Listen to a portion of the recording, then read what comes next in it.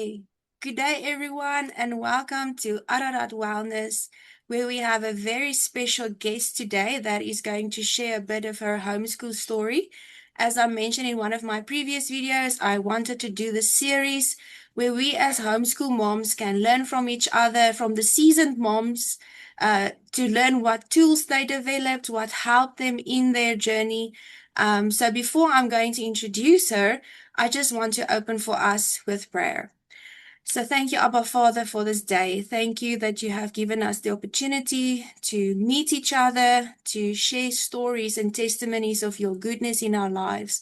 Father God, I bless you for Tanya's life. I bless you for her family and for the journey that they walked. Thank you, Father God, that you guided them each and every step of the way, that you taught them, and now they can share these amazing principles that you have taught them with us, with new generation moms, Father God. So I just ask that you would bless the session, that you would touch Tanya's heart and her mind and her mouth to share what is on your heart, Father God. And also for me, that you would guide me in the questions that I have to ask or the comments that I have to make, that it will be life-giving for every person who listens to this video today. So I just bless you for this, and I ask your protection over me and my family and her family and her farm and all of her animals. Thank you, God, that you are in control of her life, of my life, our family's lives, and of this session as well, and everyone listening. Thank you that you know what is going on in their lives and that you are in control of the situation, Father God. So I pray that there will be answers if there are some moms who have questions, if there's new tools that we can learn, that we will be open to receive from Tanya. So I pray this in our Messiah's name, Yeshua, Jesus Christ. Amen. Okay, Amen. Thank so you. welcome, Tanya. Our special guest Thank you is very much. Tanya Malan. She has an amazing Facebook group and YouTube channel where she shares all things homesteading and DIY, making your own bread, making canning, all these interesting things that I've been following her for a few years. I haven't necessarily done a lot of the things that she teaches, but I like learning about such things and seeing how other people do it. And I remember one day she made a post about her unschooled child, and it was in a stage where I was, having to start my own homeschool journey, and I was in such an anxious state. What should I do? How should I do this? Because I want to do it right. How I start this journey must be right. The foundation years will build and all these kinds of things. And I remember late one night, I just sent her a message and I said, you don't have to answer me now. I didn't even expect an answer that time of the evening, but I just asked her, please share with me your journey because, I have to start this, but I don't know what to do. I'm so anxious. I don't know what's the right step. And she graciously just answered me and shared her journey. And it's not necessary that I'm following the exact same thing that they did, but just her journey and her children's progress gave me such peace that you don't have to rush things. Like the school system, it rushes a lot of things. It places children in boxes, and children are so different. And just to hear that there is a different way that we can do things, it really gave me a lot of peace. So, and then she made a post again recently, and I just knew, no, I have to ask her, please, Tanya, come and share your journey with us moms, and tell us. Yeah, so please, Tanya, just tell us about who you are, who your family is, because I now know your group, but a lot of my mom friends might not have known about you before. So who are you? What do you do? And just tell us a bit, how did your homeschool journey start? Thank you very much for inviting me, Zuleika. Well, as you have heard, I'm Tanya Malan, and I have been on a self-sufficiency journey for nearly 2 decades. And I must tell you, when I say self-sufficiency, it does not mean independency in totality, because I'm 100% dependent on our creator, 100%. And that is actually where it all started. But within this 2 decades, I really worked at everything that I wanted to achieve. And I started some groups. I've got the Self-Sufficient Homesteading and Gardening group on Facebook. We're about 58,000 people, so come join us there. And then I've got my page, the Self-Sufficient Homestead. So yes, that's where you can see more about what I do. And I'm going to be putting out some episodes as well on homeschooling after this last post that I made. So basically, in this journey of self-sufficiency but high dependency on our creator, I was convicted that my children should not be in a normal school. And if I could at all do it, then I had to. So I remember from the day my first child was born, I was going to work after my pregnancy leave, and I was having to fill up my car with fuel, and I was just like, I'm not doing this. I phoned my husband. I resigned 24 hours, and I went home and I raised my child. We as mothers are the prime missionaries for our own children, and we as mothers, if we can, should be available for our children, because that is where they are going to learn the most about our creator, and that is in our home. So that's where it all started.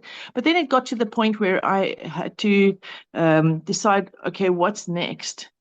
And I was totally against a school system.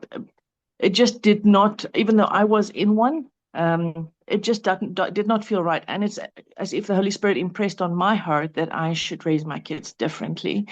So there was a lot of sacrifices made, but we started on that journey. So can you tell us a bit? I remember in what you told me about you did the unschooling. So it's not a traditional way of you learn this in grade R, you learn this in grade one. So what did that journey look like for you? At what stages did your children actually do school? And what does unschooling mean? If we say unschooling, what did your journey look like? Okay. Okay, so I started very brave with my first child, and I said, okay, I'm going to teach her to read at the age of 7, just because I needed to read, because that's how you actually learn in future as well. So I did teach her to read, and I did try a bit more structured, like a classroom, but at home. But I soon realized that it did not work for us. It did not. I was not a teacher in the conventional sense, and my child was not a conventional student. And it reminds me of that cartoon where the teacher says to the elephant, the fish, the hyena, and everything, okay, climb the tree. The fish can't climb the tree. So I threw those books out, and I said, well, we're going to do this our way now. So we started just learning on the homestead and applying things, applying math in the kitchen. They have to start reading recipes. When they watch Bible stories, there's subtitles. And Nia started reading like that. She started learning the bit I taught her, and then learning more from daily life. By the time my son turned 7, I said, okay, we're going to start to learn to read now. And he picked up the book and he read it to me. And I'm like, okay. So I said, where did you learn? And he says, Mommy, I was just listening to you and Nia. 6 months later, he read English to me, and I never even tried to teach him anything academic, nothing. My daughter, I still tried to read it, or to teach her to read, which was a success, but my son, nothing. By the time my oldest daughter was at that age, she just didn't want to. She was the fish that didn't want to climb the tree, like in totality. The youngest And one. so I left. Sorry? The youngest one. She didn't want The to. youngest one. So no. So she didn't want to climb that tree. So I left her till the age of 12. And at 12, we tried again. And then she started to read. So some kids are much later than others, and some are much earlier than others. And I embraced that. And I just want to tell you something else as well, because when I started this journey, I knew no one that was doing it the way I was doing. And now we're going to talk about the unschooling factor. I knew people that were homeschooling, and they had curriculums, and the kids were sitting for 4 or 5 hours a day at the desk, at the table, doing their work. And I was not that type of mom, and my kids were not that type of children. And people can say, yeah, but all children go to school, but then you are pushing them into that mold, and I was not interested in doing that. So, um, to my point, now I have to remember what the No, point no. was. But anyway, oh, the unschooling, the Yeah. unschooling. Okay, so that just kind of happened that we just did not sit at a table for 4 or 5 hours a day because that was not in our framework. And we started just learning from life on the farm. We were working with the animals. We were in the gardens. I taught my kids entrepreneurship. I don't know if you know, my eldest daughter came under the top 5 entrepreneurs of the year I with saw that on your AfriForum. page as well. Yes. And my son won Entrepreneur of the Year for AfriForum for the under 18s the next year with Wow. his business. So my kids got a lot of business experience. My youngest, once again, was different. She didn't want to do Mm. business. She wanted to do animal rescue and rehabilitation. So she's got Abby's Ark. So she was rescuing animals, which was awesome. Um, and that is the things I taught them. Now, the other aspect that was very important to me was an aspect of service.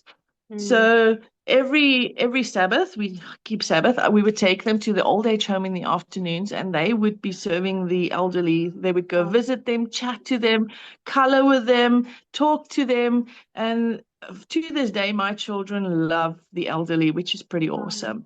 Wow. So, and in times like when other people have Christmas and things, my kids would be taking their pocket money and they would be filling up the boot with groceries and go handing it out once again to the elderly. So I taught them those aspects of service, and being a missionary, Sure.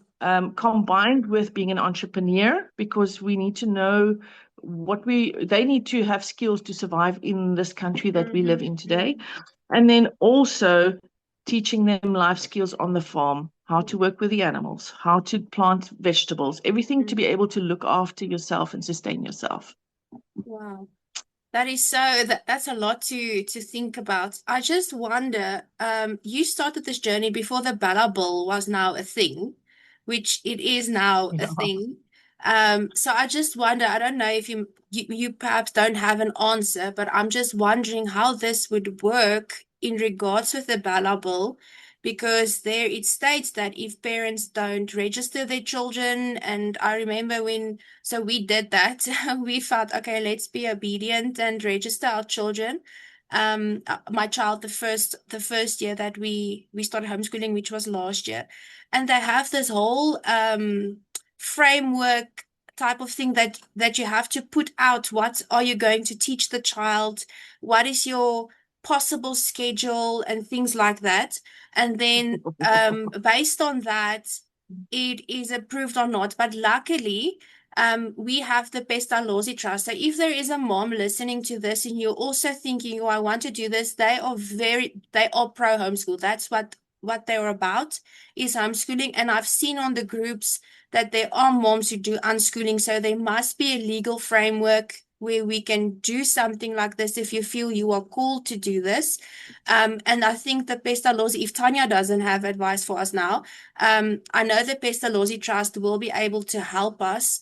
So yeah, I don't know if you have any advice. How can we do this in the Ballable? And as I said, luckily in our South African system, the admin is so far behind that if they don't reply to you within 3 months, I think, or 80 days or something like that, you're automatically registered. So that happened for us. I just prayed, Lord, hide us away, let it just go through. I don't want any trouble. I don't want the government on my doorstep. And luckily, the Pestalozzi Trust also helps with that. You don't have to allow them into your home. They have all these legal things in place. But yeah, did you have any legal things that you had to think about in this process? Definitely did. I also registered my all my children with the Department of Education before I think they were like 6. My eldest was 6, and all Mm, of them were registered already at the Department of Education. And then when I got to the point where I wasn't going to do a, a specific curriculum, I thought to myself, now what now? And mm, that's also when I discovered the Pestalozzi Trust. And the Pestalozzi Trust was actually key okay. to what we could do. They are not just pro homeschooling, they're pro unschooling as well. Okay. They are pro home education the way the parent sees fit Mm, for their child. mm, Okay, so and that has been, I think, um, that has been the like a safety net for us as a family in that time. So we were registered with them the whole time that we were doing this. And I must tell you, my own family wanted to report us to the mm. Department of Sure. Education because our kids were not doing an academic curriculum. And I gave them, it's either us or go report us. It's fine. So you can have us, but you can't have both. Report us Mm, and have us as well. So we put them in front of a very difficult decision yeah. because we were convicted about Mm, our decision. Convicted, but it was a scary road for me yeah. because, as Yeah. I said, it was Definitely. like walking in a dark forest at dark moon. There's no moon out, and you're trying to navigate your way through a forest because there's no one that's gone before Yeah. you to show you the way. So we were highly dependent on God to tell us, listen, you are still okay. Go ahead, carry Mm, on. You doing okay. We were highly dependent on that. And we had to just listen to his voice very carefully and just keep going because we knew we were doing the right thing. We just didn't know exactly what to do. But back to the billable, there was this whole thing about the billable, and the parents were sending in their objections, etc. So in our time, and I say I'm still busy. My youngest is okay. 15, so she still has to do her GED. But so while they were growing up, there was a lot of controversy, and with the legal system, the constitution trumps the normal laws, so we were Yes. still okay as long as we had pestalozzi trust behind Mm, us. Now I know things have changed, but I don't know how they've changed. I don't know. I hear you say that you have to register and you have to give curriculums up front or saying what you want to do, so that we didn't have to do. So mm, that's maybe the one change, and I don't know if there's any other changes. But my advice to anyone would be register with the Pestalozzi Trust. This is your first line of defense yeah. to be able to educate your own children. And they're not And that they will expensive. definitely no, it's like when in my time when I was a member, it was 1,080 a Yeah. year It's for all my exactly children. it's That's exactly like the nothing. same. And Yeah. and you can do a monthly payment. And Mm, for the peace of mind that you have, because if somebody is going to take you on about this with the yes. government, then Pestalozzi Trust is going to help you with that. Yeah. So it's absolutely 100% worth it. I actually sent them an email 2 days ago because I had so many questions on that post of the rant to say, listen, I want to understand the new setup. What exactly is the legal obligation? So I've asked them if they wanted to speak to me also on an interview so I could get that out Yeah, there that so would be the nice. parents could actually know what it is. Yes. Yeah. So I'm going to try and arrange that so parents can know. Okay, so you already said that you have I'm just see my notes now because we moved through a few of them. Um, Yeah. so you already said that you did have some opposition, which was your family, and I think for a lot of homeschool moms out there, it was for us the same. We are the first in our family on both sides, my husband and mine, that did the homeschooling. And in the beginning, I think some people might take things a bit drastically, like in your situation where they actually want to report you. But I think yes, we are going to face opposition, but sometimes it's just because the grandparents are worried. They are worried for Yes. their grandchildren's future. And it was like that for us in the beginning. And it makes you doubt yourself even more because you're already putting so much pressure on yourself. If you are doing homeschooling the right way, I know of some situations where homeschooling was not the ideal situation. So, unfortunately, that happens as well. But if you do homeschooling It the does. right way, you're already putting so much pressure on yourself. You are reading up, you are watching videos, you are listening to podcasts, you are, searching out like psychological reports and all these kinds of deep things that you would never have even thought about when you just send your child and pay for someone else to school them. So just note for moms out there, there is a possibility that some people might think you are making a mistake. And it is part of the process. So, as Tanya had to do, they had to put in certain boundaries, and we also just had to stick with our choice. And eventually, the grandparents saw that while I was really trying my best, they could see the progress in the children, and now they fully support it.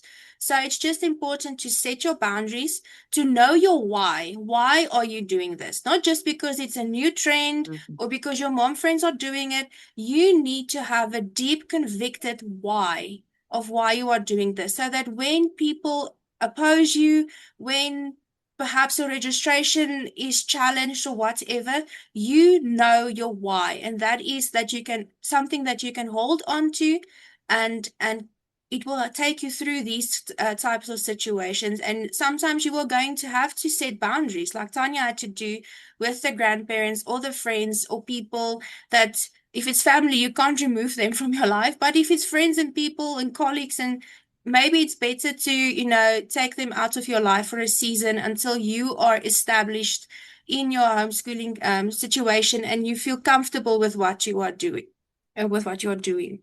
Um, so another thing that I would like to ask you about, you started on the homestead with your children, and we also do homeschooling a lot, mostly of secluded, because we just couldn't find a group that we could join. We really tried. The one group that we know of, that has the same beliefs that we do, they are full. And the other group that we know of in our city, you have to have the same curriculum as them before you can join their group, which I understand it just makes the discussions easier. And now we found a cottage school that we could place our children in once or twice a week, just to give them, exposure to other children and things like that. But in the process now, um, you know, they have experienced rejection from children. They have experienced people, the children not saying nice things. And it hurts as a parent to, to have your child see and go through these kinds of things. But we also can't take them out of the situations completely and isolate them completely, because I think sometimes homeschooling can be very isolating. So how did you prepare your children to face real people, to face rejection, to face friends and people not being nice to you? Because our mother hearts want to shield them, and we have the opportunity now to shield them completely. Don't take them to anything. But I don't think it's always the wise thing. So, how did you do it? Being on a farm, being in the unschooling situation, how did you teach your children to deal with those emotions? Okay, so I just want to put something in context. You were mentioning that when your kids homeschool, they get rejected, they get bullied, or you didn't use the word bullied, but I mean, they get rejected. I can tell you, I was in a normal school and I was rejected Mm. heavily. My sister was rejected heavily. And as I speak to other adults in my life today, I pick up that all of them were rejected. Yeah. So that is a thing that happens in normal schools on a Yes. constant basis. And so it's not the fact that you are unschooling or homeschooling that this happens to your child. This No, no, happens to your child in the school it's not what environment I as well. mean. I Yes. just mean, like, we need to expose them to that kind of situation, because Yes. you can't shelter them from, as homeschool. So how Yeah. did you do that? I, sure, sure. I was just saying that because there's some people that think that it only happens to homeschool, and I'm talking about people that don't know that do not homeschool. Okay, so Okay. they say, "Oh, your child," you know. All right. So, okay. So my children, um, they we were far. We were on a farm far away, so we would go to places where there are other kids, like church. So Mhm. church would be the one place, and then we would go to interesting stuff like auctions and stuff, and there would be other kids running around and stuff like that. So, as far as sport is concerned, horse riding was something we did. So they connected with kids on those levels. Mhm. And yes, the kids are not all so welcoming, and Mhm. especially, we send them on Christian camps, and then the kids are not like, we don't see you often enough, or whatever the case may be. So I've taught my children the principle of, when they were small, red and blue friends. Okay. Okay, so from little. So then we have like identifying factors for blue friends and red friends. Okay. And so they will observe these children and with the children and how the children react to them. And then they will categorize them, Mm, the children. And then they would say to me, Mommy, this is a red friend. mm, I do not want to play with this friend. This is a red friend. Or this one is a blue one. I'm going to try harder with this friend. yes. So I try to give them skills to Mm, evaluate mm, the other children and then move forward from there. Because you don't, my daughter came to me the other day. Um, she had somebody visiting here and she says, Mom, I really, really, really need friends. option. But mom, I need the right friends. So Yeah. please don't invite that girl Yes. ever again. So they've got Option. the ability to Yes. observe and to Yes. evaluate Yes. and then to determine, okay, but this is not the type of person Mm, that I want in my life. I do not want this bad influence. I do not want this negativity. mm, So they sum people up like this as a mm. result. Of the And then they make skills. their choice. Mm, And they are not hurt at the end of the day because these people don't want to play with them or be with them because they have identified that this is not the type of people that they want in their life. So I think if you empower your children and enable them to be able to evaluate, then it's like it's not hurting me because that wouldn't have been a benefit in my life. mm. So it's a type of skill that you teach your children. And what's interesting, you also said, how do I, or how do they react to people that aren't horrible to them? Just on this post of Duran, there was somebody that was saying that my children are misfits, and there were people that saying my children are dummies. I don't know if you saw, No, I not didn't motivated see because that. she writes deep. So there was a lot of horrible Sure. attacking comments on the children. I don't mind. We don't do this. It doesn't work for us. No problem. It Yes. doesn't work for everybody. This is the system that works for me. But with my children, with this, there was some personal attacks on my children, and I was going through the comments, and I was reading. My daughter had answered, and this guy was saying, "Yeah, I'm an absolute joke to have done this to my children, etc." And then my daughter says to me, "I'm 19 years old. I've traveled to 14 countries, most of them all by herself. She started traveling when she was 15. Wow. At 17, she was traveling alone to Budapest and to Turkey and to Hungary, etc. So my eldest child has been a lot of places in this world. She says, I've done a few internships, I've done this, and this, and this, and this, and I'm 19 years old. So there's nothing wrong with me. So she was able to stand back up to this guy, and this guy kept going. And she said to him, well, you bullying a 17-year is not it's not something a normal adult will do. So she No. even stands up to Sure. adults who are bullying. And I was so proud of her in that Yeah. moment because I'm like, wow. And it's not nasty. She said it in a She really was nice way. firm. So very proud of my child to be able to handle a situation and put an adult that's bullying children in his place. Yo, So wow. yeah, it's skills they learned with how we taught them to handle Mm. situations. So yes, we don't take them out of the situations. We give them skills to cope with the Yes. situation. Okay, so just to add to what we just said now, we shouldn't take our children out of these situations because we need to raise resilient and emotionally mature children, just like Tanya explained now, where they can handle themselves in these situations when they are faced with people who are mean to them or who do not um, think the way that they do. Um, Yeah. is there something that you wanted to add to that? Yes, I think there's something else that I also think people could find a value. I did teach my children about the red and the blue friends. Okay, so they could make a choice. Mm. You have to teach the children. But they had the choice to want to these friends, but with different mindset. If uh, I also taught them these kids that are so rude normally have something that in their own lives that is bothering them, things that maybe happened to them. So if they wanted to take this red friend and speak to them but in the context of being a missionary. Then your child is the missionary Mm. sowing into those kids' lives and trying to help this child to through whatever they're going through on a level that kids do, obviously Mm. not on our level, Yes, yes. but be a missionary to that child. So they had the choice to either distance themselves or to be a missionary. Mm. So, and that's very specific because it's still boundaries. Yes, yes. But it just changes the way that you view people. And I also teach my children that Exactly. they're still very small. They are turning 6, turning 7 and 3. So they're very small. So I just teach them now that some people's hartjies, it's gaga. They have a gaga hartjie, but it's because there's something in them that's not right. So, but we have to Yes. handle them in love.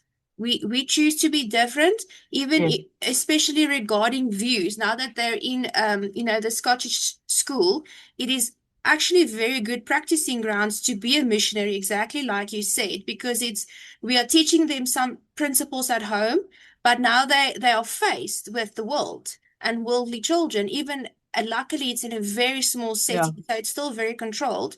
But now they need to learn, okay, I can tell a friend this is not right. What you are doing or what you are believing is not right. And then they have to choose. And I teach my children it's that child's choice. It's their parents that are teaching them these things. And we are not being mean just because people don't believe the way that we do. They don't see things the way we do. We choose to be kind. We choose to be loving. We still love those people. So I think yes, that is very important to just Yeah. to add this side as well. Okay. So Yes. And with a missionary mindset, yeah. it's very important to say no. No, I'm not doing that. So we need to Yes, teach them it's yes, okay to say no. It's yes. okay. Yeah. Yeah, Okay. that is also important. We are trying to teach them from this small age already that you know what is right from wrong. And I'm not sugarcoating, I'm telling them why we don't believe certain things in a way that I feel appropriate. But if they ask harder questions, I give them the why. So that they know I'm not just saying because mommy said so, or because so that if someone else asks them why, they can give a bit more intelligent answer. And it's okay. Sometimes we are going to have to let go of things that we really want, but we are Yeah. standing for something higher. So even, for example, Yes. the music lessons, they had to do a year-end concert. They are going for music lessons here at a music school, and the I didn't know that the practice sessions they went to, I always pray, I cover my children in prayer and ask the Lord that whatever is in the room that is not of him, that it will not touch them, it will not affect them. So much so that my daughter is usually very sharp when things are out of alignment with what we believe in. So for example, with the topic of Christmas, which we don't celebrate, she didn't even Mhm. realize that the song that they were practicing on was a Christmas song until I felt the one day I should go and sit in the practice session. And I thought, oh no, why couldn't you just choose a normal Christian song, like a church song? It would have been fine, but now it's this blatant Christmas song, a worldly Christmas song. And we had to make a choice. We had to say, no, I'm sorry, you are not going to participate in this concert. And this is the reason why. Do you agree with mommy?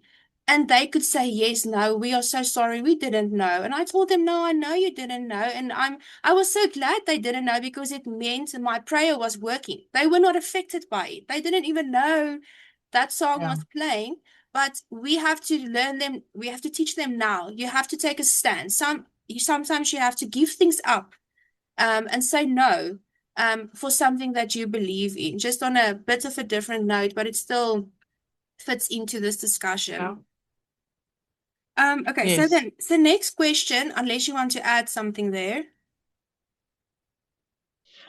I want to say it doesn't matter what we are talking about, if it is Christmas or if it is whatever, as long as the child also understands the why, like we understand Mm, the why we home or unschool, then your child can cope with it. They can yeah, they can reason through things and they yeah, can get to a conclusion. Yeah. yeah, So we're teaching them critical thinking, basically. yeah. That's a nice term to know what we are doing. Sometimes it just feels like we are just trying something, but it's nice to know that there are terms for what we are attempting. Okay. Yes. So another question I want to ask you is have you ever felt overwhelmed by being with your children so much, especially on a farm where you don't see other adults that often? And if so, what did you do to fill your own cup? What did you do to, if you are empty and you are overwhelmed constantly, it's very difficult to be patient, to be kind to your children, to handle their emotions if you are feeling drained yourself. So what do you have to say regarding this topic? I'm laughing because I remember those times. And I had this fig tree, and I told the gardener to please close off the fig tree, like just put a net over the fig tree because I love figs. And the birds and the monkeys and everything keep attacking my figs, now we get nothing. But then my gardener built a whole little house net around my fig trees, but there was no entrance. I don't know what he thought, but okay.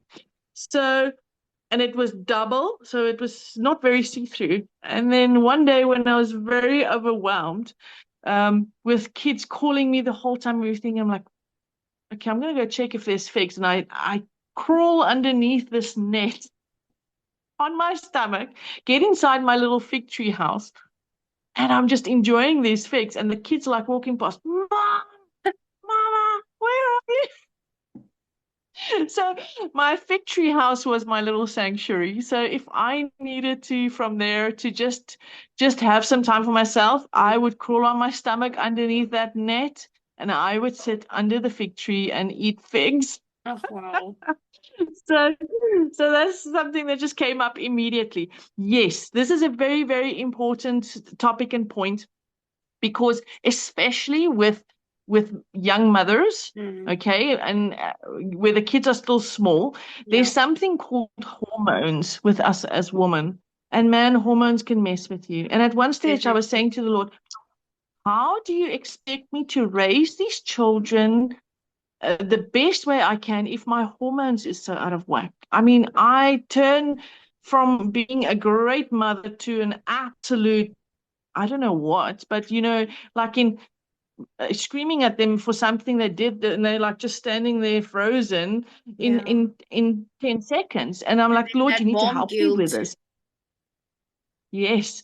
So you need to help me with this. So if there's one thing, there's more than one thing, but if there's one thing that I would change about this whole journey of mine when my kids were younger, was look after myself more. Mm, Okay. And I am not a I'm not pro pharmaceuticals if it's not needed. mm, Pharmaceuticals had its place. Definitely it has its place. But if I don't need to use it, I'm not going to use it. However, at one point, I do think I might have needed a bit of intervention because my hormones were completely out of whack. And I was trying with all my natural stuff. I'm very clued up with my natural remedies, etc. But there were still some places lacking. So I don't know.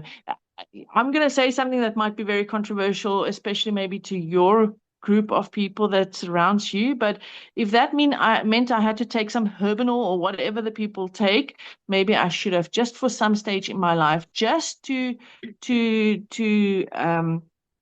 calm my hormones and just because there's stages in life where your hormones get sort of, and I blame my hormones because it really, we have, as women, we go through stages and the yeah. hormones get really messy. We have to address it. You cannot leave it because that's when you start shouting at your kids, Yeah. where they start feeling inept and not good enough because everything they do is wrong. So there is a stage in my life where I went through that, and I was very sick in my life at one stage as well. I told you briefly about it before the time, and that really messed with my hormones. Mm, So mm, if you have something like that that really affects, mm. it's a physiological response to something happening in your body, have it addressed. Yeah, we need Have help. it addressed. You need help. If it is just you being impatient, pray that the Lord helps Yeah, you yeah, yeah. because Your kids deserve better. They deserve a mom that will be patient with them, that will actually guide them through this whole process calmly. And all of us go through a stage where it's not happening, I think. So evaluate the situation Mm. and determine, do I need any intervention? Yes. If you need intervention, do it. For your Yes. kids' sake, do it. If you don't need intervention and you just need to have some rest or whatever, arrange it. Go Yeah. to Mozambique for 2 weeks and go sit at the seaside there in a little hazy there, and just go switch off for 2 weeks. Hubby looking after the kids, get somebody, get grandma, get anyone, and just go find yourself again. You Yeah. need to look after yourself. A broken cistern cannot carry water. Yes. So you need to make sure you are a whole Mm. cistern. Yes. Yes, I but don't know if that answers the question. no, it did perfectly. For us as well, I struggled for a very long time with my hormones, especially postpartum depression.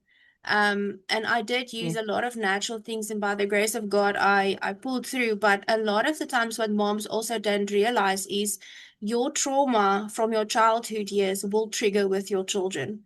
And it's important to Yeah. have someone to speak to. So my husband is very, very supportive. He never asks me, so what did you do today? Or, if the house is a mess, he never blames me. Even if I sound like a broken record and I just repeat all these things to him, he's willing to listen, and it helps that not to build up. So if it's not your husband, get a friend. I have a friend, a lovely friend that I pray with regularly, and we help each other. She's also a stay-at-home mom, homeschooling mom with little ones, so they're not really into the schooling side yet, but they're in the staying at home side. And it really helps to have someone just to speak with, not someone that's not going to condemn you for what you are Yes. experiencing, even if it's the same thing for years on end. You need that place where you are safe to just let everything out, share what is going on inside of you. And if you need counseling, get that. Just like you said, if you need medical intervention, I also believe the medical system is there to be used by God, but we should not be dependent on it. Mm. It's there as a Absolutely. crutch for a season to help you deal with whatever's going on. If you need to change your lifestyle Yeah. regarding food or getting more sleep, which I know is very difficult when you have babies and young ones. It really is difficult, especially if you're breastfeeding. It's like they know it's there and they want it Yeah. all the time. But I remember after my firstborn, her birth was very traumatic. And for a month, I had to take antidepressants. I told myself just a month to get through everything, and I used it, but also with the mindset of I need to work through what just happened. It's not just I'm going to use Yes. this and sit back and just use it because it helps. You have to use it with the mindset of this is temporary. I need to get to the root of this, or I need to work through the trauma or work through my lifestyle or whatever Yeah. is necessary. So yes, thank you. That was so good. Absolutely. Um, Okay, so what kind of skills do you think are important to teach children and should parents invest in? And give us some examples of how you did it. I know you already gave us a few examples, such as the red friends and the blue friends, but what other, especially as they grow older, what skills do you think are important that we should really invest into our children? Well, apart from the things that if we talk, everything that we've done is skills, like in the entrepreneurship is skills. They need to be able to do that. Not all kids, it doesn't come to all kids naturally. And now, for instance, Abby's starting to, okay, I'm going to bake pancakes today. Mom, can you put it on the social group type of thing? I'm selling ice. Mom, can you let the people know there's ice available? So she's actually caught on. Okay. So these are skills we need to teach them, like entrepreneurial skills, and all these skills on the farm, like physical skills, working with the animals, doing some handiwork, DIY work. So I don't think that's what you are referring to. No, any skills, Um, any skills. oh, okay. Well, if you were to take your child and drop your child in the city, which you won't do. I'm just giving you an example. If you had to take your child and you say, okay, we're dropping our child in the middle of the city today, they need to be able to know what to do Mm, and get themselves home, um, or if you drop them in the middle of a forest, they would need to know how to get back home or how to look after themselves if home was too far in both cases. So you need to sit and evaluate the situation. If you were not there, what does your child need to know? mm, What do they need to be able to do? And from there, you teach them all the skills that you want. So my kids, for instance, a silly skill. At one stage, they were like between the ages of 7 and 11. If they wanted bread, they had to bake it. oh, wow. Otherwise, there's no bread in the house. Um, Currently in our house, one cheese, you have to call me and we go make cheese together because they're learning to make cheese, Wow. um, butter and cheddar and stuff. They know how to make cream cheese and all that. But if they want Gouda and cheddar, you You're need to gonna come help. make it. Otherwise, there's no Gouda and cheddar in the house. Sure. I think sometimes You we have to make it. underestimate So, them. so absolutely do. Absolutely. And I've got three foster children at the moment. I'm getting goosebumps. I've got three beautiful foster children at the moment. And the other day I told them, okay, you need to make lunch. And they said, we're going to make some flatbreads and this. And I'm like, okay, I haven't observed them yet. I don't know if they were able to make flatbreads, but okay, you try.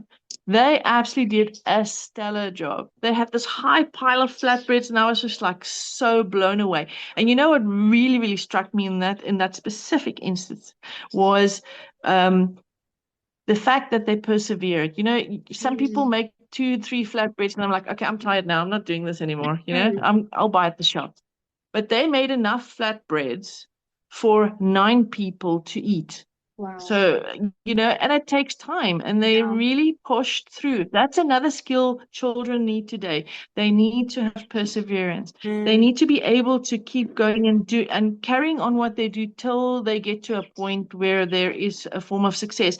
And they need to understand that um, to fail is it's not a dead end, it's a mm, direction. If you're mm. failing, It's it's a learning. direction pointing you in another way. Okay, this didn't work, but let's try this. So Mm, they need to understand that failure is not a dead end. It is mm. actually something to point them in the right direction. Wow. And once they understand that, kids are not scared to fail Yeah, because they're not it's afraid not of failure. failing in the sense. Mm, Yes, it's so we need to teach them as well. We need to teach them that they need to keep trying mm. and they need to keep going. And And yes, your problem solving skills. identity, Don't solve problems for your skills. yeah, Yeah. your identity is not the failure. You just made a And mistake. we'll get to identity. Mm, Yes. I'm going to get to identity just now as well. So problem solving. You need to be able to solve a problem. Parents, stop doing everything for your children. That's mm, the biggest mistake you can make. Let your child from small, let them figure it out. And mm, even if it's not like you want it, it's mm, okay. mm, They cannot do it like you've got 30 years, 40 years of experience. They don't. So and then identity, you're touching a topic that is very close to my heart. Our children, if we allow them to be connected to the internet or to media, mm, and we do because this is my kids, this is where their learning material came apart from books, they got from that as well.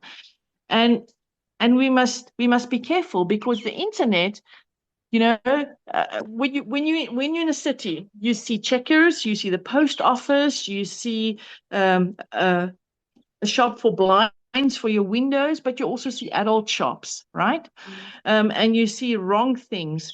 The internet is like that. It's just worse because mm, you stand in a city and you walk into Checkers and you buy what you want. You go to the post office, go fetch your package, but you look at the adult shop, you're like, no, that's not according to my values. I'm not going in there. Unfortunately, on social media and the internet, it's pushed mm. in our faces, not just ours, the kids' faces on different things. So we need to really root them in their identity. So if they see stuff like that, they know what their identity is. Because Yes. today we have people that think they are cats. And A lot of so we need to brokenness. teach our yes, and we need to prepare our children for things like that before, so Mm, their identity is so deeply yes. rooted in Christ and in the family Mm, that those things won't be a problem for them, mm, where they can identify it and see, wow, this person really needs help. This yes. person Yes. needs, yeah. So it's not a case of I want to be a cat too, but okay, yes. So that's a very important thing. Okay. No, I agree. I want to move on to our other questions before our time runs out Sure. again. Um, Sure. what curriculum did you end up using when you chose a curriculum eventually? You said your children did the GED later on, so Oh, it okay, okay, okay, okay. Okay. I went through a stage when my kids were really younger where I bought every curriculum I could find just to find some resources. And it's not necessary. Please don't do that. That is like the biggest mistake I made. I spent thousands of rands on curriculums that I looked at. I'm like, nah, put it aside, nah. And my kids actually just learned from the farm. And that's an interesting point. I need to tell you about this as well. But okay. So in the end, I gave my kids a choice because I unschooled them, gave them all the life skills that they needed. But then they were in front of a choice. I want you to have matric, not because I think you cannot go with through life without it, but because you are still a minor, and I do not want you to feel mm, after you are an adult that you tell me that I limited mm, your skill ability. set. So Yes. you need to choose choose GED or you, and then tell them GED, what GED involves, and I tell them all children chose GED, right? And Okay. I'm happy with that. That in the end, it was GED, and that's when I got the tutor as well. Around I about think you are 15, the tutor breaking comes up three a times a little bit. week, and she prepares them for GED. So they've got. Okay, can you hear me now? Yes. Can you just quickly Should repeat I that change part? position? No, no, no. I don't know what happened now. You just lost signal. So you said Okay, so it's you I could hear a bit of it. I'm just afraid that the people listening might not get that part. So you said you gave them the choice between GED. You told them what it is. What was the other option? So and, and Cambridge, okay, okay, Cambridge. Cambridge, can you hear? Yes, now I can Cambridge. hear. Okay, Cambridge is a highly academic Mm-mm. matric, and so yeah, they could choose. So they chose GED, Okay, and then the tutor came, and the tutor helped them through their prep for GED. okay, In about because my kids both wrote their GEDs at the age of 17. They okay, didn't wait till they were 18. So they basically had 2 years prepping okay. from nothing. And can you still hear me? Because I Yes, want to say perfect. something that's really interesting. Yes. I like science. I like to know food. I love food science. I love to understand what's happening and why things happen. It gives me a lot of freedom to understand the science behind food, it's Yes. especially. So with my children as well, I came across a video of a gentleman called Joshua White. And he was explaining about the nerves in the brain. And when your kids are small, the nerves are still exposed, Mm-hmm. right? And as their brain gets ready, okay, the myelination of the nerves starts taking place. That's like a covering that Yes. goes over the nerve. And when that happens, then the child is only ready for academics, okay, Is that according to him rather and what late he than studied. early video, nay? Yes, I, I I think that actually is watched that that is that after one. our discussion when you told me about the waiting and your son and everything. My friend actually sent me Yeah. that video in the same time frame, and it has helped me with my Wow. son not to push him in certain things. You know, yes, teach him discipline. We have to finish this one job, but it let me leave him for a little while longer Yeah. because I understood how the brain functions. Yes, and that was key to my peace of mind. And I think every parent here that wants a bit of peace of mind must watch that video. And I'm quickly I'll just going link to it. summarize because you please link it. So basically, the brain is not ready before the nerves are not Mm, myelinated. And then we are using the creative capability of the brain to do academics, and mm, we are stinting the academic because by the time the brain is ready for academics, the brain is path is formed towards the creative. They don't use mm. the academic capability. That's why if you leave children till their brains are ready, then they perform like this and Yeah. they pick it up like that. And that's what people don't understand. So Mm. yeah, that's a great video to watch. I think for us maybe or for myself, I saw that, but there's still a bit of a fear in myself that if I do leave him, he's gonna fall behind because that's our mindset, and even the Bella Bill and all these Oh things are yeah. enforcing it because if you don't, your child is not on this standard when he's that age or whatever. So I think for us as parents also it's something that we have to work through, um to to Yeah. to not have fear, to let them be, and to let them learn when they are ready, and not to force them into a box, even with homeschooling. And that is why you have to know your why. And if your why is that the Spirit of God is leading you, then you have to Mm. trust. Yeah. You have to trust. Mm. Yeah. It's all about trust. Yes, it is. Sometimes it's easier said than done because we are challenged in our control. Do we really Yeah. trust God? Or do we want to control out of fear? Fear of missing Yeah. out, fear of what the world says is the way to go. And it's our own programming that we also have to face. Yes. Absolutely. So Okay. yes. Um, I just want to ask this quickly. What did your daily routine look like? When they were little and when they're a bit older, what does your daily routine look like? If you could just summarize it for us to give us an idea of what can Okay. unschooling look like. Obviously, it will be Okay. different on a So farm. yes. So let me tell you that all adults differ, all Hmm. personalities differ. So once again, the principle that's applied by the fish can't climb the tree. There are adults. We as adults are exactly the same. So I am not a teacher. Okay, I'm Hmm. not. Don't ask me to teach my children any academics. And I am a very go with the flow type of person. I am a very spontaneous type of person. So within our environment, it was very spontaneous. Mm. Like okay, we're going to go milk the cow now. Are you coming with?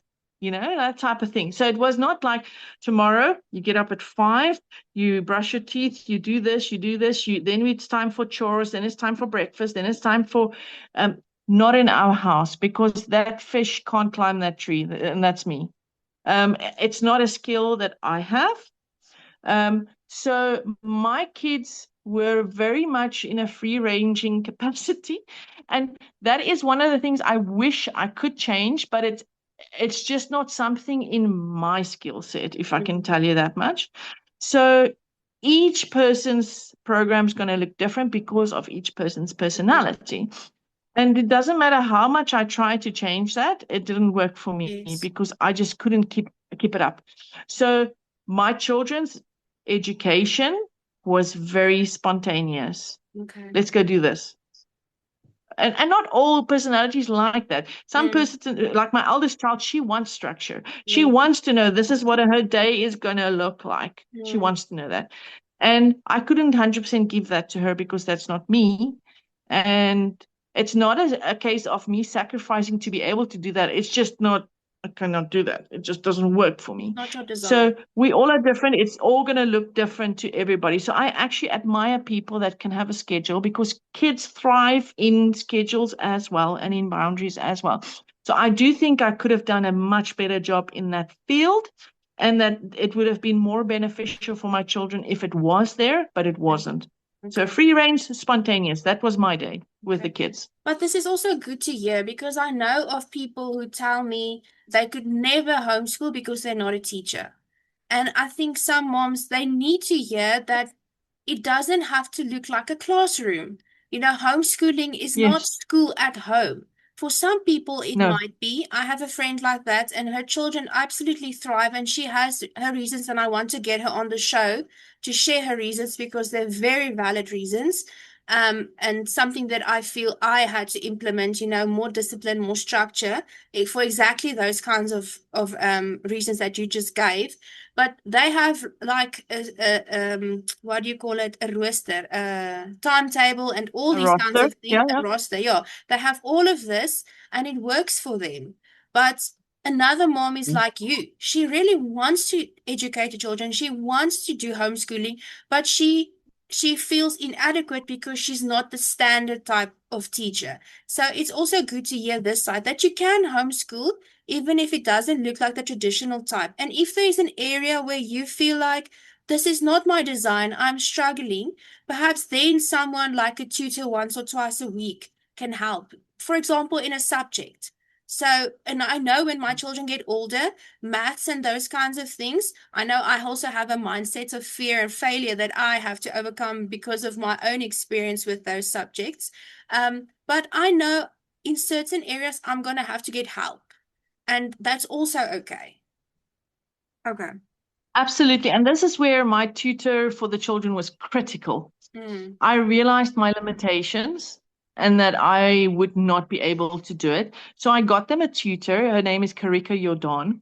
And the thing with that is, um, unfortunately, you would have to have the means to do that. So it's true. you'd have to sit down and see, is it going to be possible for you Mm, financially? mm, Is it going to be possible for you time-wise, etc.? So you have to take that into consideration as well. Um, if you are not the teacher type and somebody else has to help, that is a consideration to take in. yes. So yeah. Well, I've also learned, and we're going to get to that topic now, but I've learned that, the Lord provides for us what we need in those different seasons. And sometimes He's going to ask you just to trust Him for the provision just to come through. And again, you have to let go of that control Mhm. and trust Him. But other times, He's going to tell you, no, you have to co partner with me, make this business, sell this thing, do that thing, teach your child this skill so that Mhm. they can help financially. So it's all about that relationship that He will provide. But for each season and each person, it might just look different. But don't just not attempt it because it feels financially impossible, because as our journey has Yeah. shown that miracles happen there where you are not able to do anything by yourself anymore, then the financial miracles come through. Once again, it boils down to trust. Yeah. We cannot do this journey if we do not trust. Um, and once again, what's your why? But I think in our group of people, that is possibly our why as well. So Mm, we need to be able to trust. yes.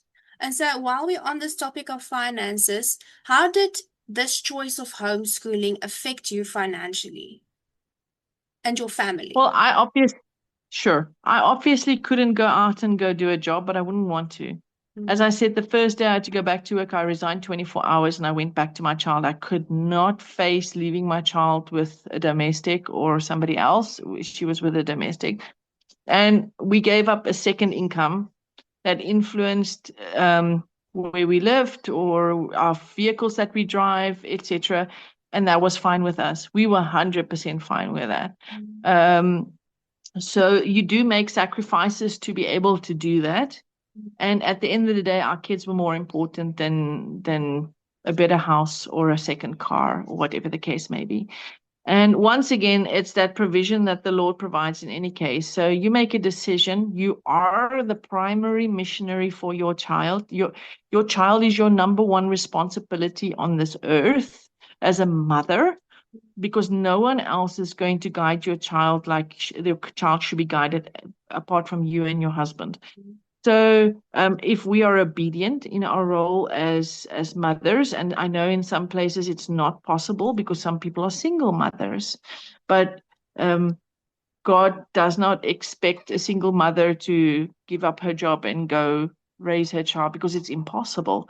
But he does Actually tell have her, a okay, friend. getting that, I have a friend yeah, who is raising two children as a homeschooling mom, and she's a single mom. So yeah, maybe one day she will also be wow, willing to share how they do it because it comes with sacrifice, but also she's doing it, and her children are amazing she's and they're doing doing it. so well. And And and it she reminds me of that trusts the passage Lord. in Matthew. Yes, the passage in Matthew where God says, "Come, I'll pull that yoke with you."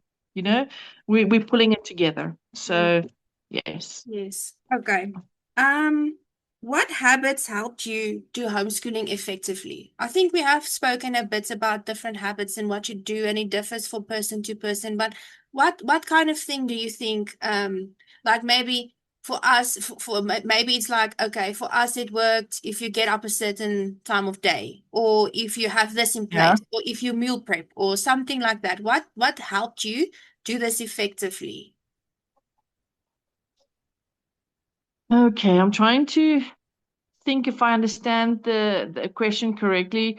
Structure was not something that we had a lot of, um, but just our objective as a family, Mm, um, we wanted to be self-sufficient okay. and sustain ourselves under the independence, the dependency from God, obviously. So we're not taking him out of the picture, but um, so just the habit of thinking, how can we do this without the system, or how can we do this on our own? Mm, Um, and being frugal, I love being frugal. Money means absolutely nothing to me. I need to tell you this in context. Money, if something needs to be done that is important, it needs to be done. So I'm not gonna not spend the money if it's needed, but I am frugal as well. I don't know mm. if Yes, that's it like an makes sense. oxymoron.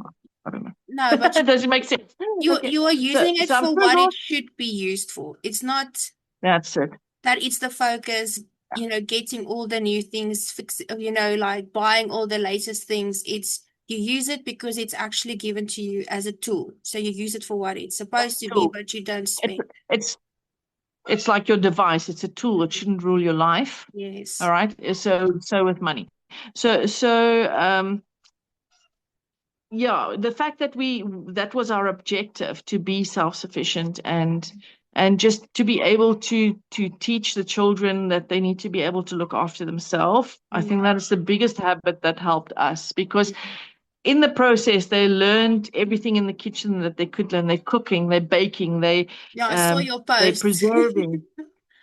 They're preserving. They learn to work with animals. They learn to raise their own livestock, get their own eggs, get their own chickens, get their own, um, uh, you know, oxen to slaughter or whatever the case. They went through all of that. So if you drop my child on a farm or whatever, or a piece of land, they can start their little journey and Sure.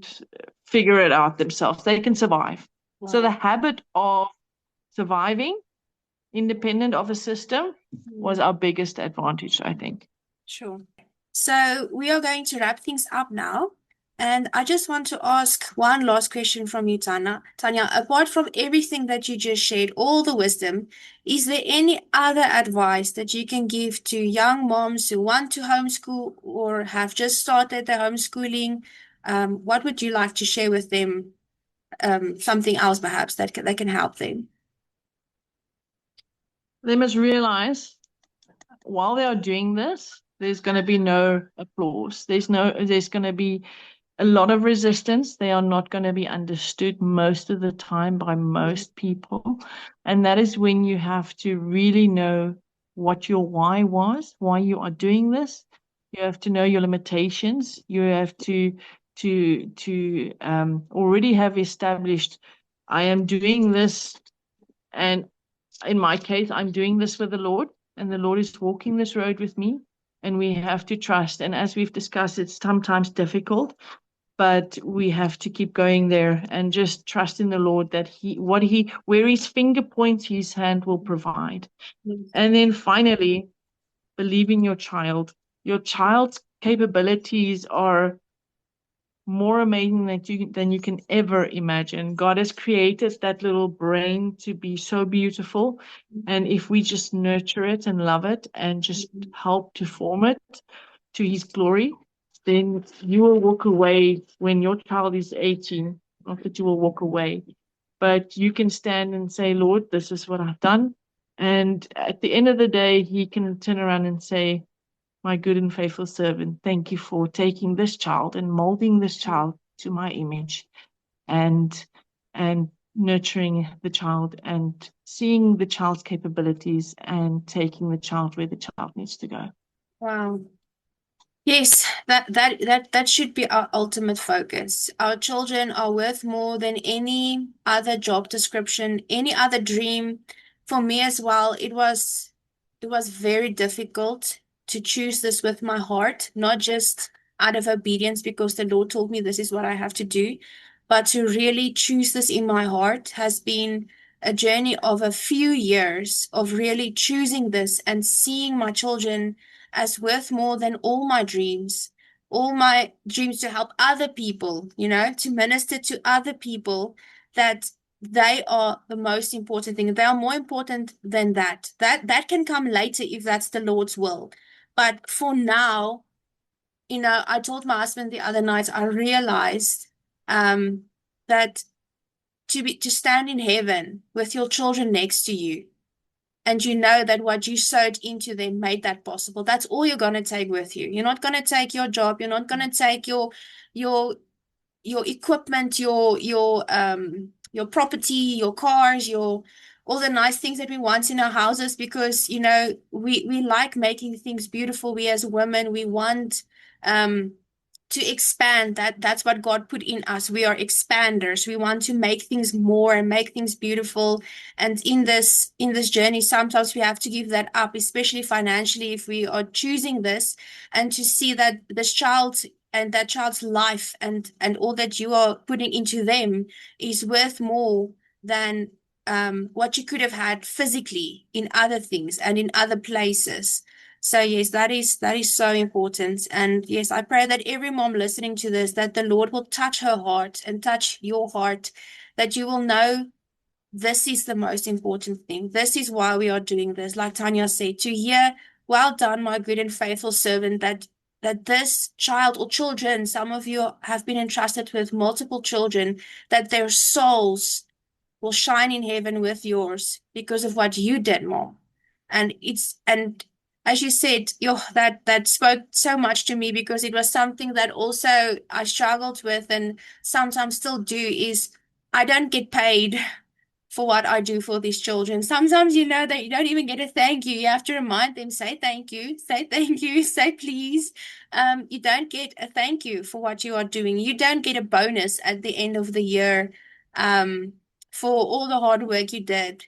You just get children that are more capable and better human beings than they were the year before. And you as a mom grow as well. And in the end, that's worth far more than a salary or a bonus or having nice things. So yes, thank you, Tanya. Absolutely. Okay, And everyone. and and Yes, actually stop to enjoy the journey, by the way. Stop to enjoy the journey with your children. yes, It because goes fast. it does. Everybody says that, and the other day I actually started to realize it for myself. Everybody hears it, you hear it, you're like, I know. But I was at a friend's house who does my hair. She's my hairdresser. And her oldest son walked in, and for the first time I really looked at him, and I turned to the right and I saw his baby pictures.